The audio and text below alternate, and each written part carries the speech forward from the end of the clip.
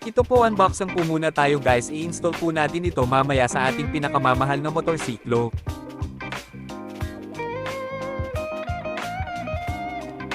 Ito po ay windshield bracket with side mirror ng ating NMAX V2. Samahan niyo po ako kung kikisig ba lalo ang ating NMAX.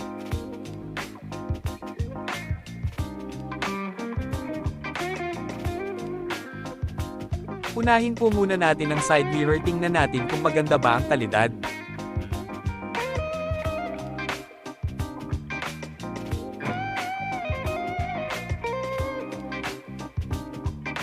Para sa akin mga kulay sapat na ito sa kanyang presyo, mura siya pero quality carbon lodi.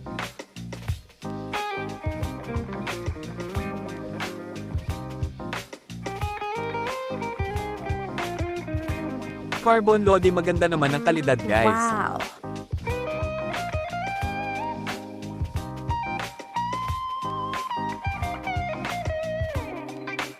Nga pala mga cool, pasensya na sa aking background at may dumaang bagyo, huwag nyo na lamang pong pansinin.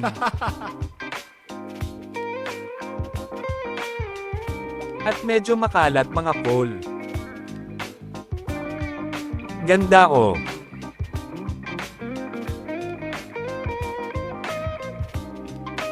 Kumpleto naman siya at may kasama ng bolt at stainless pa mga cool. Mukha lang siyang mahaba pero puputulan ko na lamang para maganda siyang tingnan.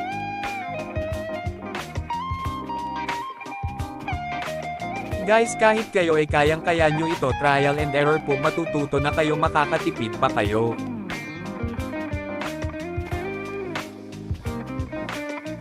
Hati na ngang simulan ito bago tirahin ng iba ito guys. At dito na tayo guys sa main event. Ito na po yung bracket ng windshield natin at side mirror.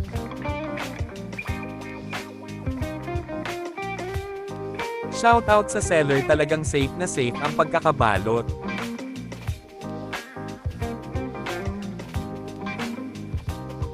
Wow, maganda naman mga cool, mukhang matibay at maganda pagkakapinta.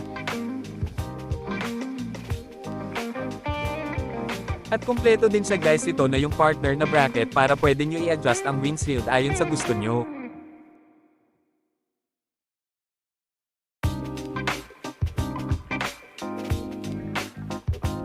Samahan niyo po ako kung ano kalalabasan nito mamaya mga cool.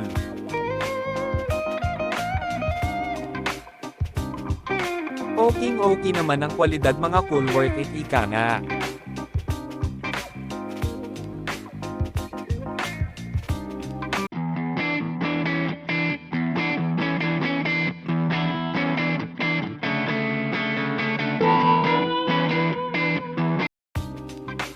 At ito nga ang itsura niya ngayon guys, mas gusto ko sana ito, ang kaso napakaliit, di ko makita likod ko, isa pa bawal po ito sa LT. Hindi po ito pasok sa standard ng side mirror, babala po, huwag gagayahin na kamamatay. At simulan na po natin ang pagbabaknos.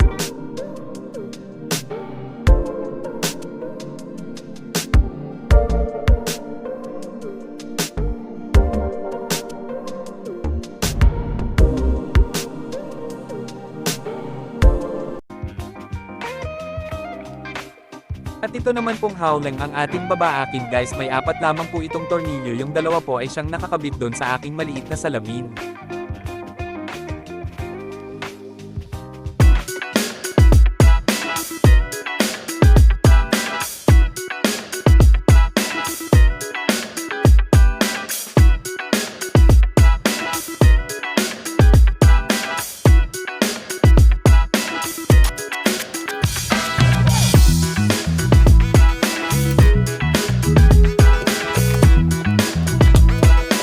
At ito na nga guys, hahatakin nyo lamang po ito, paitaas barahan lamang po at baka mapunggal, pero di naman po basta-basta mabibiyak ang mga fairings nito at maganda ang quality, ito ay mock nut guys.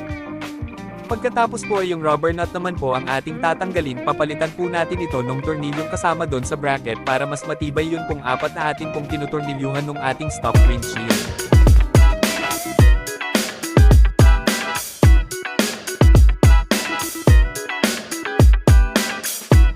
At ito po yung 4 na tornilyo na ikakabit natin doon sa tinanggal nating rubber nut. Huwag nyo pong itatapon yun dahil yun po ang gagamitin natin uli para sa windshield. Ito po namang ikakabit natin ito, yung pagkakabitan natin ng bracket.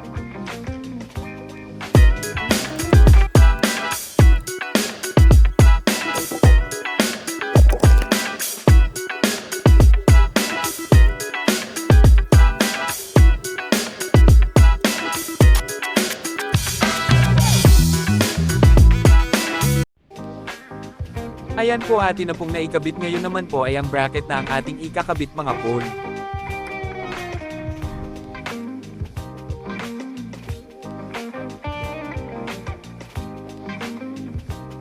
Bago nyo po pala ikabit ang bracket ay ikabit ninyo po muna ang side mirror sa bracket dahil po mahihirapan po kayo pag hinuli nyong ikabit ang side mirror. At guys, ito na yung medyo madugong part, medyo mahirap siya ibalanse, tiyagan nyo lang po ng unti-unting adjustment hanggang sa makuha nyong mapagpantay ito.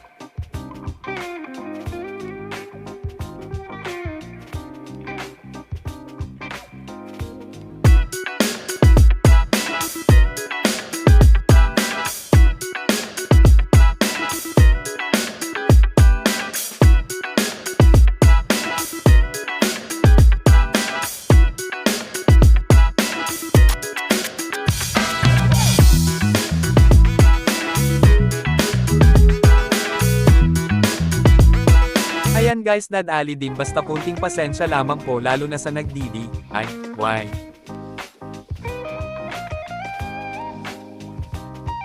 Yan mga cool, mukhang mas gwapo siya ng ganito kesa may windshield para sa akin.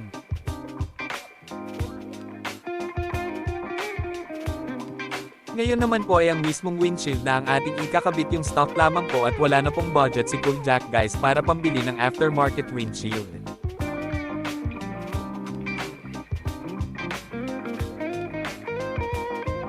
Siya nga pala mga cool, yung apat na rubber nut ay di ko na ikinabat dito para sa ating windshield dahil meron po akong ganito para nang sa ganun ay mas matibay din siya. Yung apat na rubber nut ay tinabi ko po para magamit ko pa pag gusto kong ibalik sa dati. Kung balak ninyo po magganitong setup din, mas magandang bumili po kayo ng ganitong bolt nang sa ganun ay mas matibay po, mura lang naman po ito sa Lazada. Kung kayo po ay umabot sa bahaging ito at inyo pong nagustuhan ito, maraming salamat guys at God bless sa ating lahat, always ride safe. 2,000 years later.